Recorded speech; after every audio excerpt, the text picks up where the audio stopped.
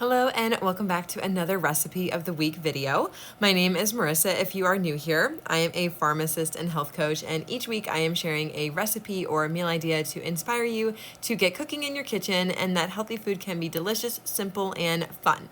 So this week we are making soft sourdough pretzels.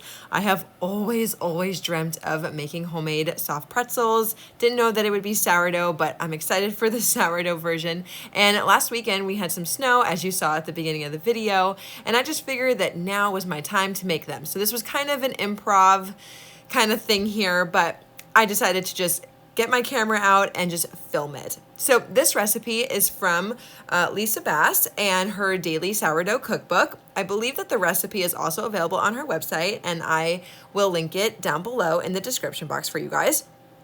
This is actually my first time making them, so I had a let's just see how this goes attitude and perspective going into this.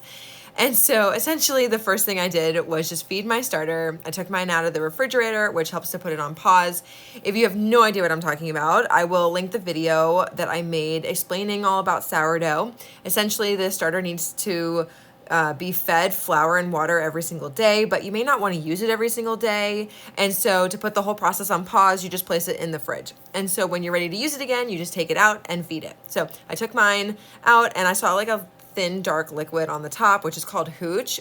So I poured that out. It's totally okay. It just means that the starter is hungry and it needs to be fed. I actually have two starters, and so I alternate between the two of them. Okay, and then afterwards, I fed the starter a half a cup of organic, unbleached, all-purpose flour and enough filtered water until I got a thick pancake batter consistency. This is what mine looked like, and then I just let it sit out on my counter for several hours. I will say that the starter has been taking a long time, at least longer than usual, to do its thing because we are right in the middle of winter and my house temperature is below 70. It's 69 degrees. And it's just, I can just tell like the starter is just taking a lot longer. But by the end of the day, it was ready to go. So I measured out all of the ingredients directly into the Bosch mixer. That includes filtered water, honey, active starter, organic, unbleached all-purpose flour, and salt. Since this was my first time making this recipe, I did decide to just use all-purpose flour instead of using some freshly milled flour, just because the all-purpose flour is a bit more predictable, and I am more used to that in baking like different recipes. But the next time I make these pretzels, I do want to add in at least half freshly milled flour because I think I just prefer the taste better. These were delicious, but I could just tell like that the all-purpose flour doesn't really have much of a flavor, and the freshly milled flour has a really nice flavor. So I've definitely gotten used to that in all of my bread recipes.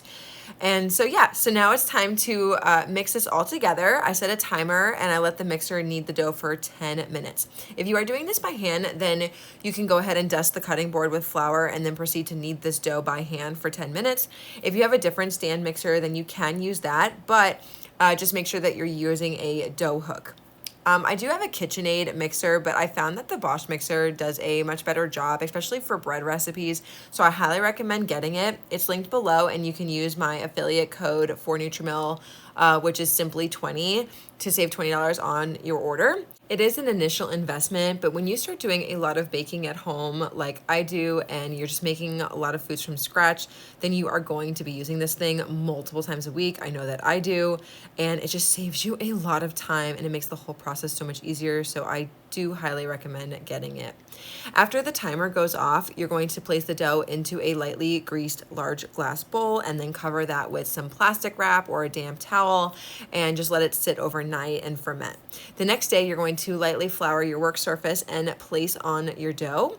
You're going to flour your hands as well so that the dough doesn't stick to your hands. And then you're going to use a dough scraper to cut the dough into small pieces. The recipe said 15 pieces is what you are aiming for. I ended up with more than that for some reason. I don't know why and how, but looking back on it, I kind of wish I had stuck with the 15 or even fewer, because the dough would have been thicker and then it would have produced like the classic soft sourdough pretzel that I was looking for. I think at some point it was just a little too thin, and so the pretzel in some places got more like crispy or chewy versus just soft. But like the parts of the pretzel that were thicker in size definitely were soft. So I say just go with fewer than 15 or just stick with 15. And then that way you have a nice soft pretzel, which is what we're after here. So anyways, learn from my experience, okay?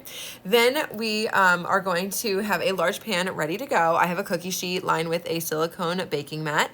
And then you're gonna take one of the pieces of dough and roll it out until you get a long rope.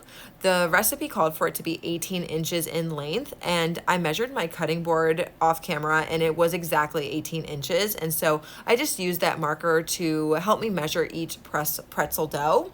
Then you're going to form a U shape and you're going to twist it twice and then press down on the bottom of the U to get the classic pretzel shape. I was pretty excited to see that shape, and so I celebrated with a little happy dance.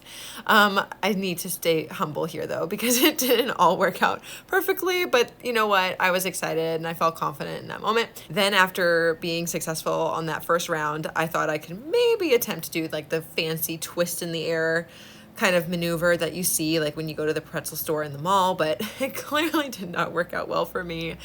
And but you know what, at least I tried. It's okay. And then hopefully with time and practice I will get better, but whenever that happens, hopefully I get it on camera and I'll show it to you guys, but if not, it doesn't matter. It's okay.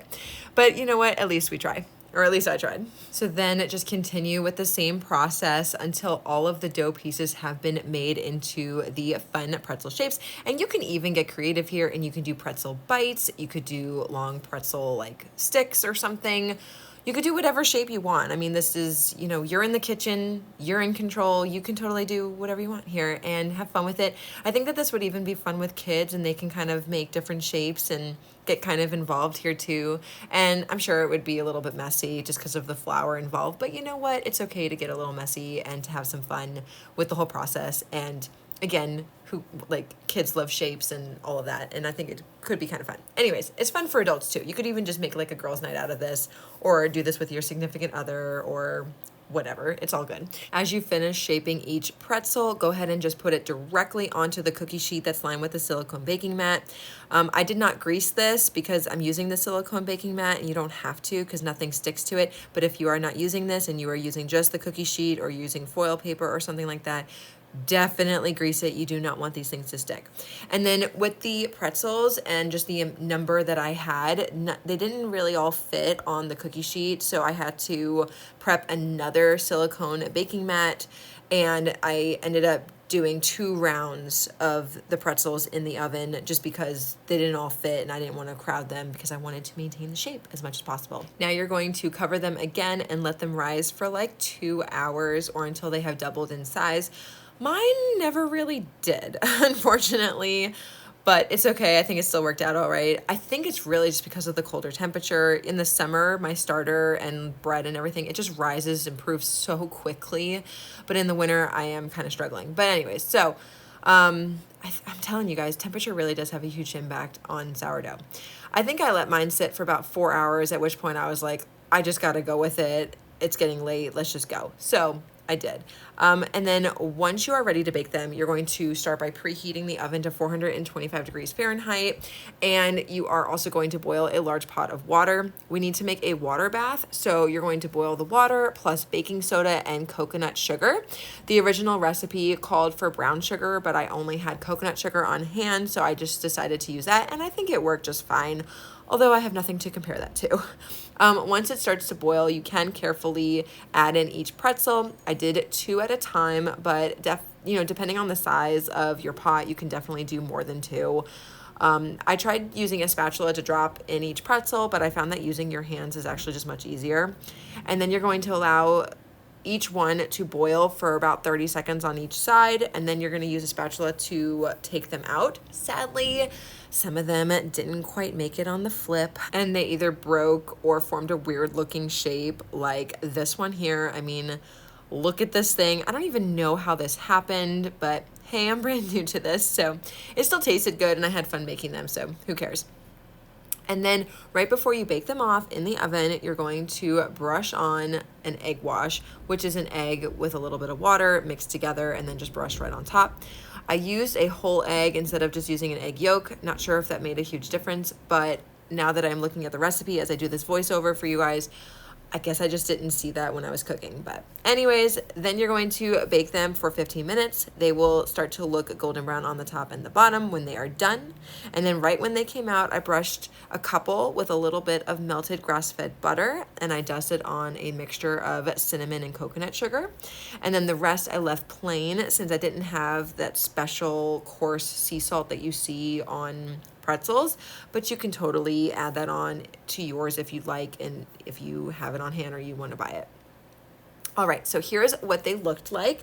Not all of them are perfect, but the rest look pretty dang good if you ask me, especially for my first try.